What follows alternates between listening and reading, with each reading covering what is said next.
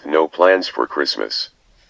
The corporate Christmas party, which coincided with the successful completion of a major project, was drawing to a close.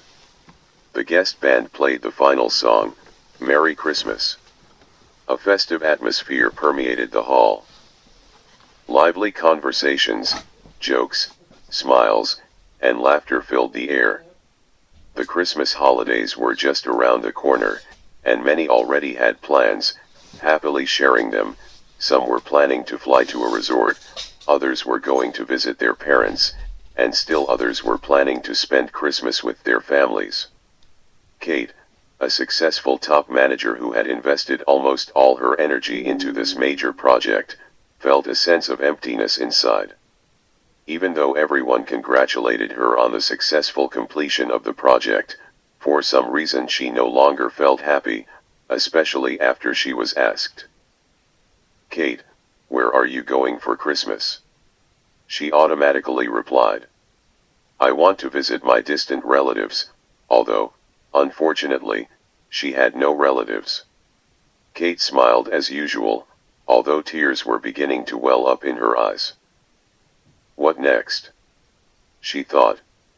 The completion of this challenging project left her exhausted.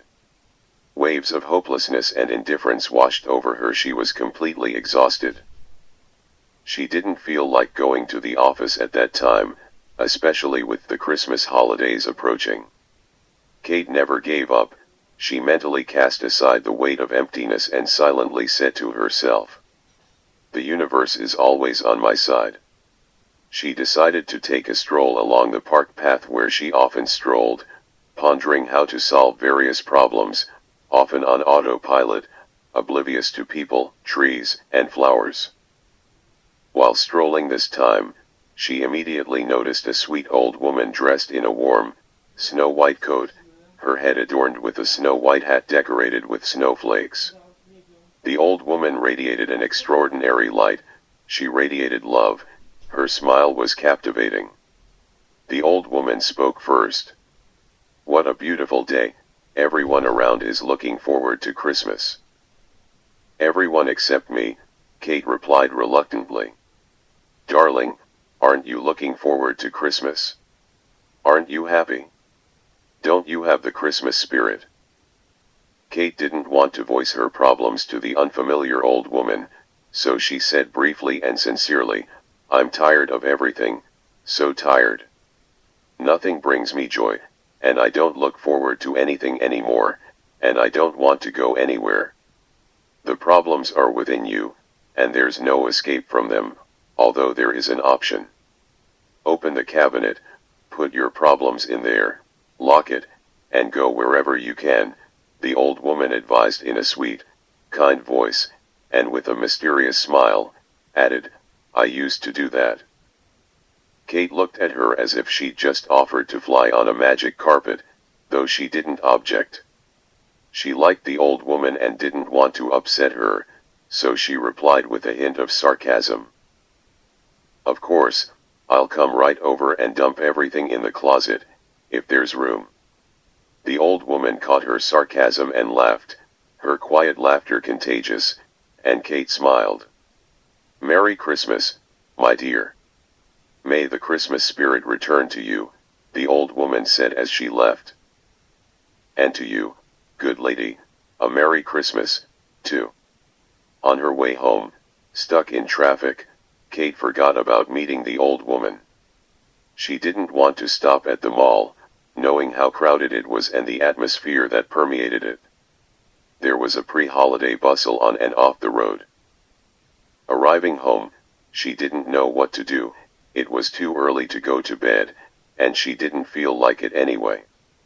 Her gaze fell on the closet and she smiled, remembering the old woman's advice.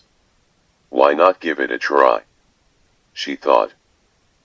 Kate selected a drawer in the closet, checked the lock, sat down in front of it, and sadly, with tears in her eyes, began to dump all her problems and sorrows into it.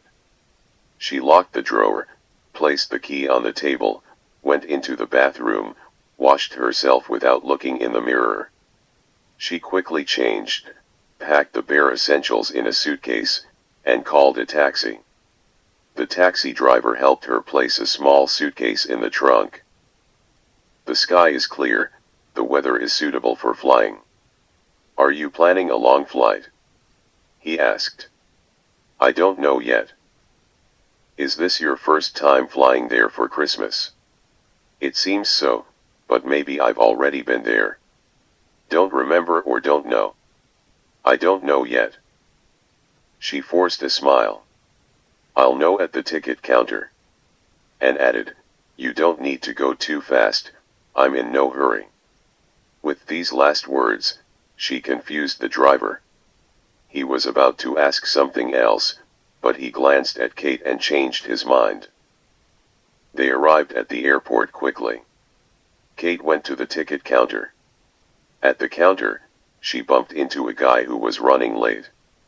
Miss, I'm really late. They're about to close check-in for my flight, and I really need to get there before Christmas. Kate shrugged and let him pass, especially since she knew she was flying wherever she could. He asked for a ticket to Bestford, and the ticket's cashier quickly issued him a ticket and warned him that check-in would soon be closing. Kate asked for a ticket on any flight with check-in closing soon. The ticket's cashier was even more surprised than the taxi driver, but she quickly clicked away on the keyboard, glanced at the monitor, and quickly handed her a boarding pass, warning her that check-in would close in 10 minutes. Kate quickly headed to the gate. There was practically no check-in line. After checking in and security, she sat down in the waiting area and realized how free she felt in the rush to the airport. Her thoughts were interrupted by a man talking on the phone behind her. A cheerful male voice. Hi, I'm flying.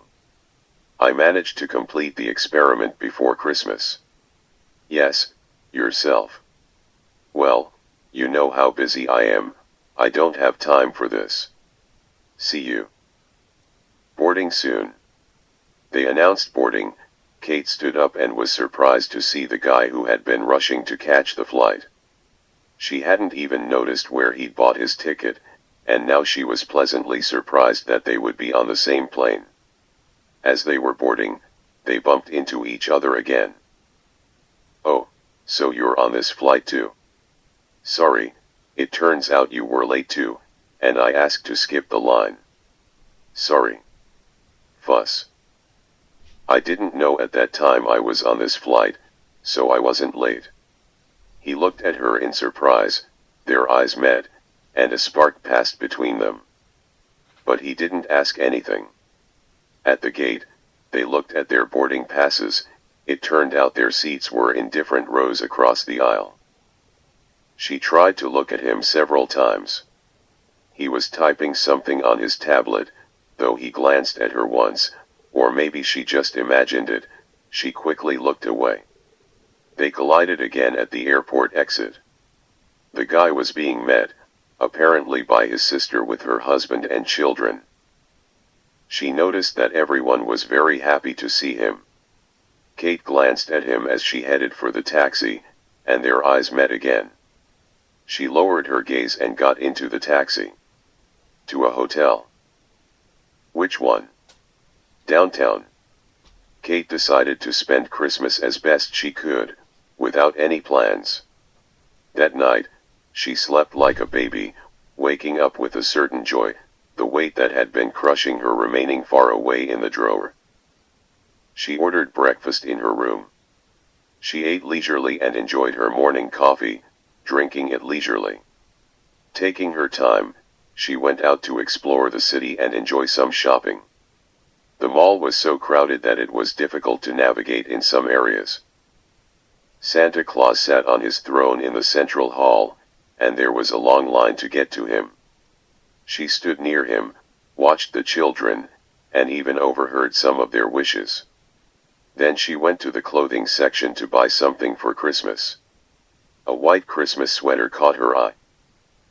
Meanwhile, Jake, the guy who was flying with Kate, decided to shop for presents and a Christmas tree after breakfast. He took the car and went to the mall first. Jake also stopped by Santa Claus, watched the children, and overheard some of the little ones' wishes, but he didn't run into Kate, as she was there a little earlier. Jake went to the sportswear department there, but Kate had been there a little earlier. Kate was strolling slowly down the street. There was a bookstore near the park. She decided to go in, look through the books, and ask for the decidedly non-Christmas book, The Little Prince. The gnome-like bookseller nodded approvingly. "It's a wonderful book, but you're the first one interested in it this year." Kate thanked the bookseller, took the book, and went into the park. The park was very beautiful. There weren't many people there because everyone was busy preparing for Christmas. She sat down on a bench and began to examine the fountain's sculptural ensemble. It was captivating in its simplicity, making her think a child was watering a rose from a watering can.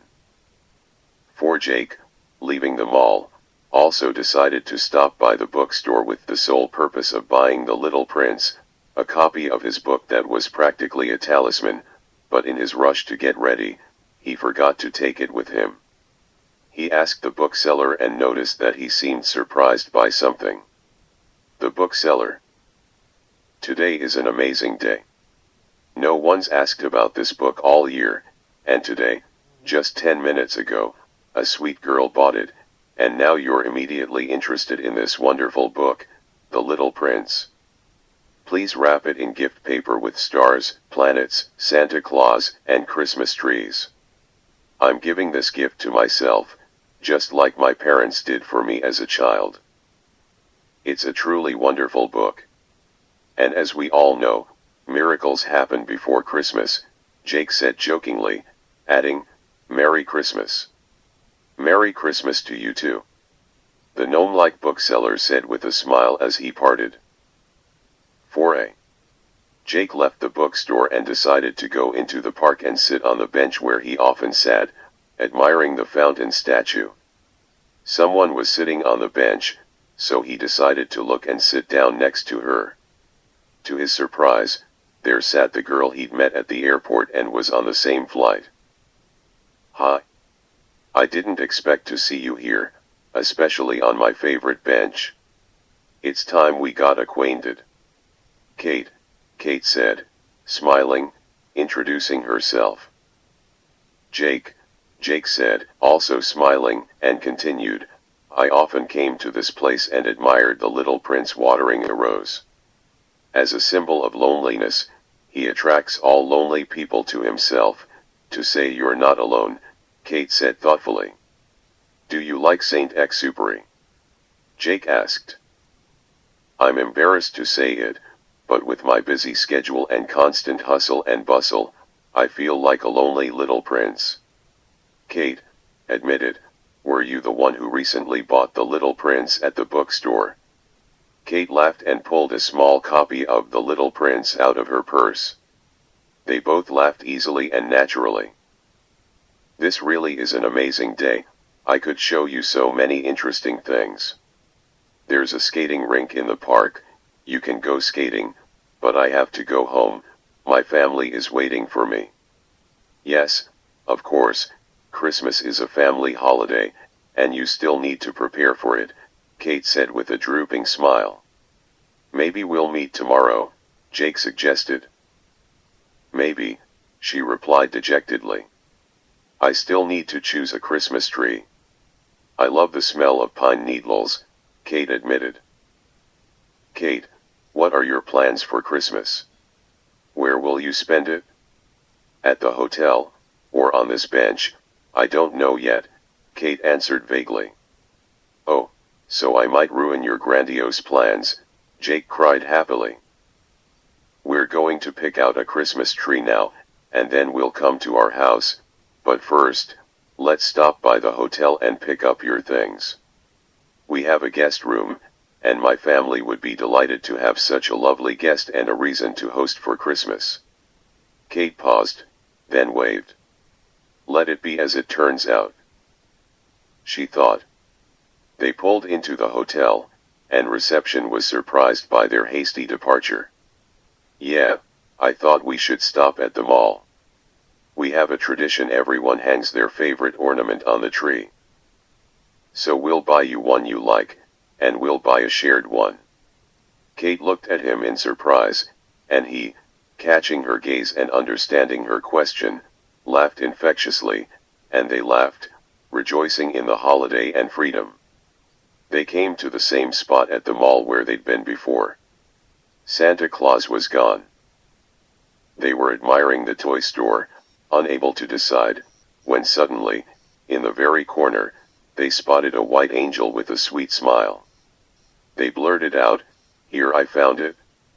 "Here I found it," they said, pointing to a snow-white angel, reminiscent of a little prince, only with wings. "Since we're already at the mall, let's buy toys for your nephews. And I was planning to stop by later, but since we're already here, I need to send a gift." "To whom?" "You see, when I was standing next to Santa Claus, I overheard, even though it's not nice, a little girl talking to Santa. Her name is Mickey, and she really wanted Santa to bring her a big talking teddy bear." Santa asked if her mother knew about her wish. "No, I didn't tell Mom," Mickey replied, so as not to upset her. "I'm here with my brother, and Mom's at work. Dad went to heaven when I was little, and my brother's gone to college now, so Mom has to work a lot." "But how are you going to send a gift without knowing the address?" Kate laughed. Mickey repeated her address twice to Santa, as if he were writing it down. "But for me, once is enough, quickly and lightning fast. It's a professional habit." They bought gifts for their nephews and chose a large teddy bear that could talk and answer questions. Kate asked for it to be beautifully wrapped, then, on a card tied with a bright ribbon, she wrote in her beautiful handwriting, "You should always believe in miracles, and they will definitely come true." She dictated the address to which the teddy bear should be sent for Christmas. 5. Jake drove and smiled, glancing at Kate from time to time. "Here is the Christmas tree market. Oh, what a wonderful aroma, what beautiful fir trees, so many, like in the forest. How to choose among such beauties?"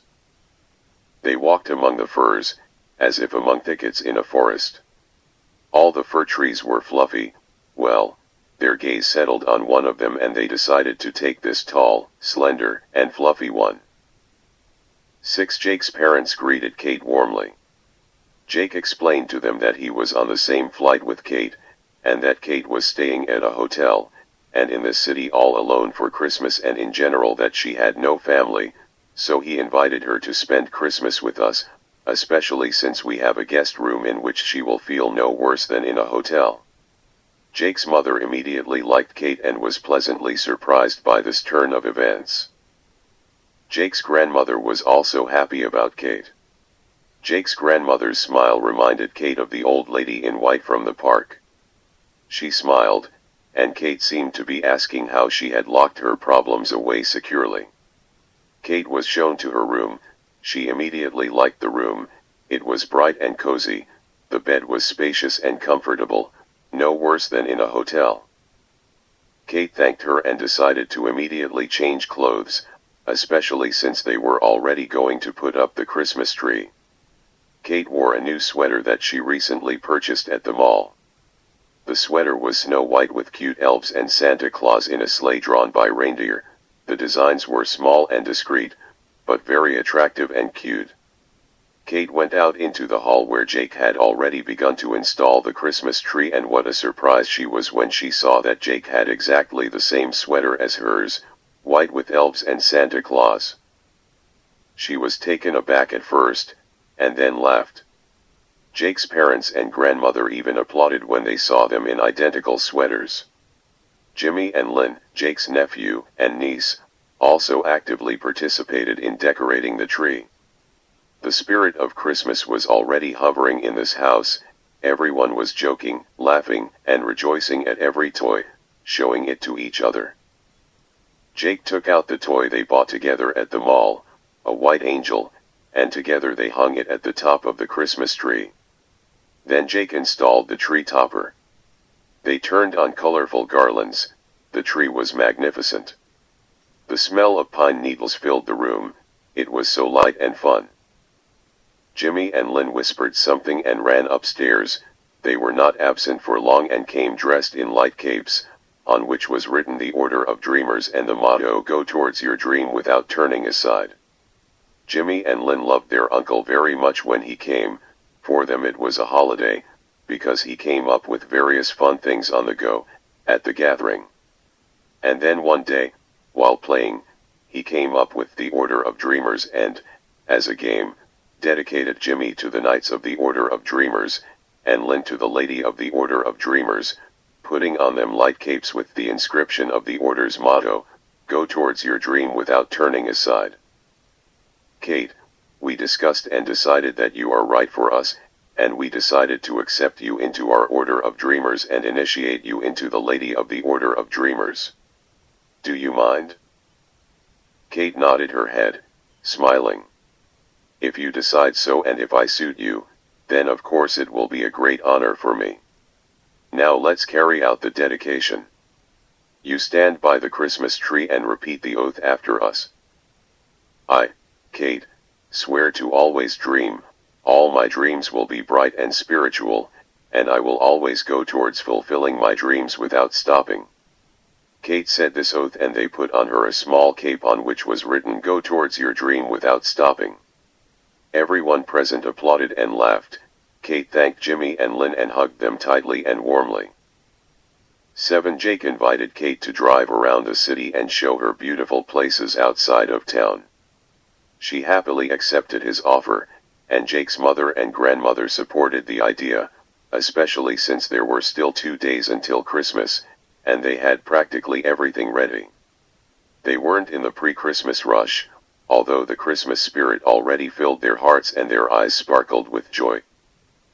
They were so happy that Jake had brought Kate home for Christmas. She was so sweet, and they could see that the couple harbored mutual feelings for each other, although they tried to hide them. Kate and Jake waved goodbye and drove away. 8. Jake drove leisurely, showing Kate the sights of the city and telling her about past events that had happened there, including his own. They passed a park with a bench and a fountain with a little prince, where they had met. "And here's the fountain with the little prince, who introduced us," Jake announced solemnly. They drove out of town, where the hills were visible in freshly fallen snow. The picturesque scene was mesmerizing. They got out of the car to admire the view and stood there, breathing deeply, holding hands for the first time, looking into each other's eyes, a little shyly. Jake and Kate got into the car and drove home along the road that was already familiar to Kate. On the way home, they passed a Christmas tree market. Kate glanced at the market and perked up. She asked Jake to stop and explain to him, "You see, your nephews, by accepting me into their Order of Dreamers, inspired me to do good deeds. I want to feel like Santa Claus. After all, it's nice to do good deeds, to give gifts without expecting thanks. Let's do one more good deed. Let's buy a fluffy Christmas tree and take it to Mickey's house in Santa Claus's name. I think there will be a lot of joy, especially since she didn't order a tree." They did just that. They took a fluffy tree, and there were Christmas tree decorations for sale nearby. They bought a little Santa Claus, attached it to the tree, and wrote "Mickey from Santa Claus" on a sign. Mickey's house was not far from the Christmas tree market. They stopped by, made sure no one saw them, and placed the tree right at the entrance to Mickey's house, then left unnoticed. 9. Mickey was a sweet and smart girl, as she herself said. She was already 5 years old. She knew the alphabet well and could even read. She and her brother had cleaned the house and prepared for the holidays. Much to their regret, they weren't planning on having a Christmas tree this Christmas.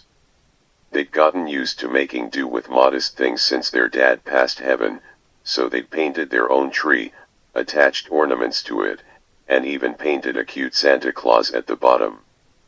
They'd also crafted a variety of shiny foil ornaments and hung them around the house.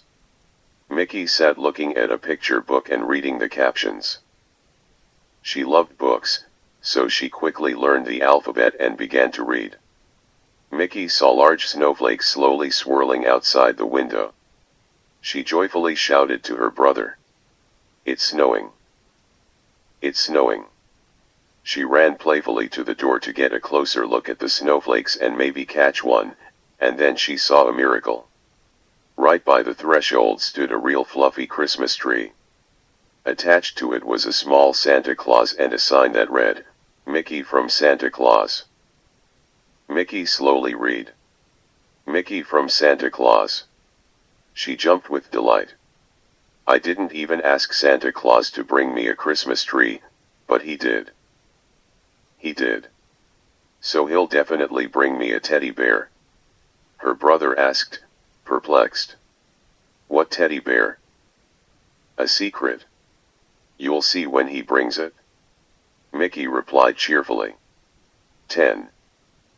After seeing Jake and Kate off, Louise and Diana, Jake's mother and grandmother, were discussing how to further decorate the Christmas table and how to please their dear guest.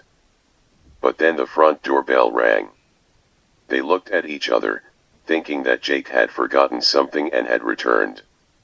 Louise and Diana were wondering what had happened and why Jake and Kate had returned. They both hurried to the door. To their surprise, a pleasant-looking man and woman stood smiling at the entrance.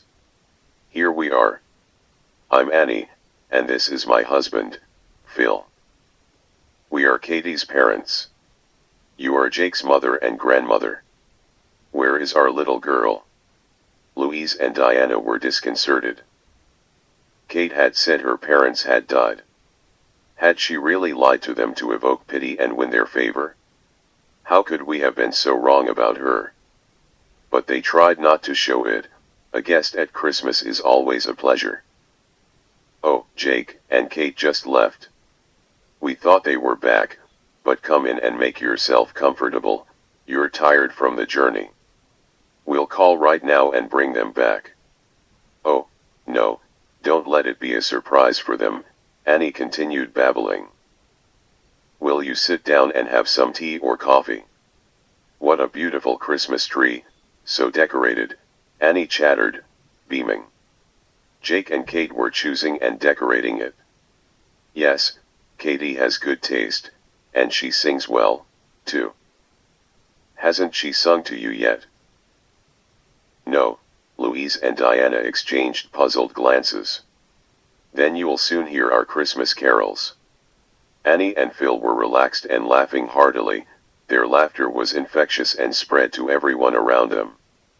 The sister and her husband came downstairs, met Annie and Phil, and were also surprised, without showing it. 11. Annie and Phil turned out to be pleasant company. They joked and told funny stories about little Katie, and the time flew by. While Annie was telling another funny story about Katie, Jake and Kate walked in and greeted the strangers.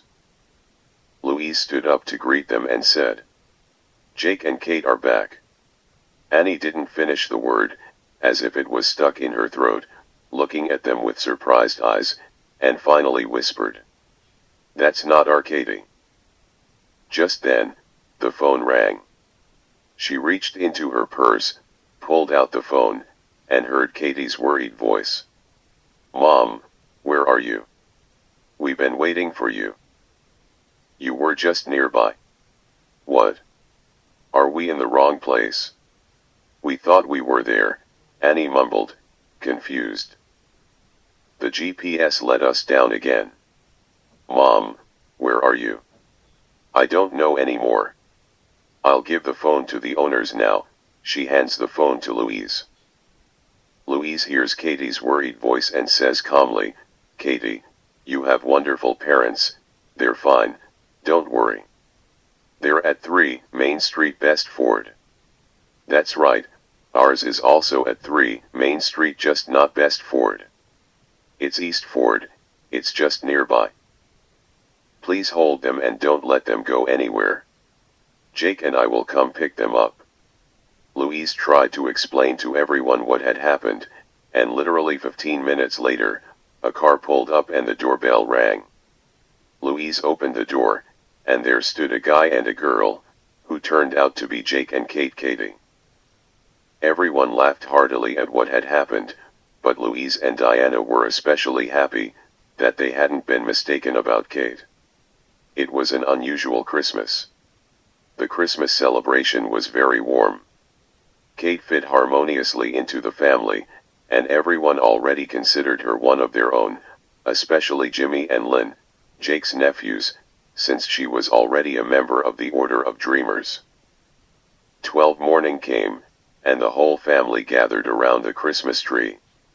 Under the tree were many brightly wrapped boxes. Jimmy and Lynn were, of course, the first to find their gifts. They were delighted. They had received what they had ordered from Santa Claus. Then each took their gift and unwrapped it. Under the tree were two small, identical gifts, wrapped in paper with stars, planets, Santa Claus, and Christmas trees. They turned out to be intended for Jake and Kate. They unwrapped the packages and saw two identical copies of The Little Prince. Thus, two lonely souls found each other, thanks to The Little Prince. F12. Christmas morning arrived at Mickey's house. Mickey jumped out of her room and immediately rushed to the Christmas tree. Underneath lay small, brightly wrapped boxes with presents, apparently prepared by her mother and brother. But what she expected wasn't there: a teddy bear. A talking bear, the kind she'd wanted so much, begged Santa Claus so much, even telling him the exact address twice so he wouldn't make a mistake, and the bear wasn't under the tree. Without looking at the presents, a dejected Mickey went to her mother, but as she passed the front door, she saw a large bear's head peeking out from the pet door. She cried out, "Yes, Santa Claus couldn't have missed me. Santa Claus brought me a teddy bear. He just couldn't come into our house, so he left the bear outside."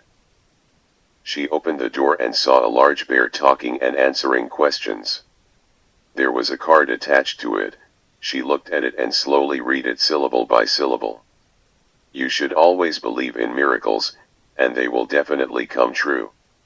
Mickey hugged the bear and went with him to look at other gifts under the tree Santa Claus had brought. 12F.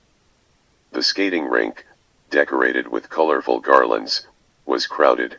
Kate hadn't skated in a long time. As she stepped onto the ice, a picture flashed before her eyes. She was a little girl, her mom and dad holding her by both hands, the way she'd started learning to skate. Tears even welled up in her eyes, but seeing Jake's beaming face, she didn't want to darken that wonderful time with memories. They held each other's hands tightly and glided smoothly around the rink. The Christmas holidays were so full of pleasant events that they flew by, and it was time to go home. The whole family was there to see James and Kate off. They flew back together, holding hands and chatting the entire flight about everything important and unimportant, becoming one and inseparable. Every spoken word, every fleeting glance, every slight smile changes your life and the lives of those around you. Maybe not right away, maybe imperceptibly, but they change, whether we like it or not, but it's true.